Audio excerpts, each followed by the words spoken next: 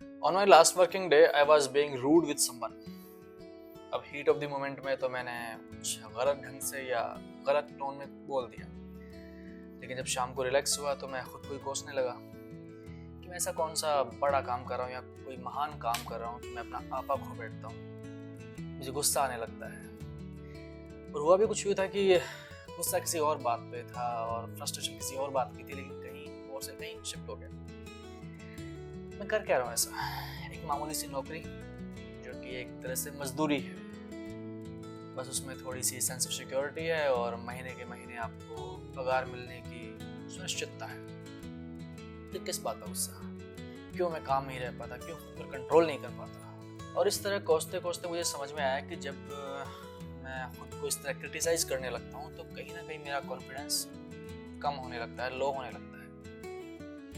अब ऐसे में मुझे दूसरे तरीके से सोचना पड़ता है। मुझे नहीं लगता कि मैं बहुत बड़ा काम कर रहा हूँ, लेकिन जो भी मैं कर रहा हूँ वो कहीं ना कहीं मैं इस दुनिया को थोड़ी बेहतर, थोड़ी खूबसूरत बनाने के लिए या लोगों की मदद करने के लिए कर रहा हूँ। अब उसमें कुछ रूल्स, रेगुलेशंस, कायदे हैं जिनकी वजह से मैं कई बार एक दायरे में सीमित हो जाता हूँ। बट कंक्लूजन ये है कि एट द एंड ये लगता है कि यार मैं जितना सोच रहा हूँ या जितना कर रहा हूँ उसका फायदा क्या है? कहाँ रजिस्टर होगा ये? कौन जानेगा? हाँ, थोड़ा ये कह सकते हैं कि आत्मसंतुष्टि मिलती है, बिल्कुल मिलती है, और उसे लेकिन विचलन, बेचैनी हमेशा रहती है। फिर मुझे मिलती है एक कविता। उस कविता की 4 लाइनें जो मुझे अपने रास्ते पर, अपने पथ पर चलने के लिए फिर से प्रोत्साहित करती है, साहस देती है कि जो पुल बनाएंगे वो अनिवार्यतः पीछे रह जाएंगे। जो पुल बनाएंगे वो अनिवार्यतः पीछे रह जाएंगे। सेनाएं हो जाएंगी पार, मारे जाएंगे रावण।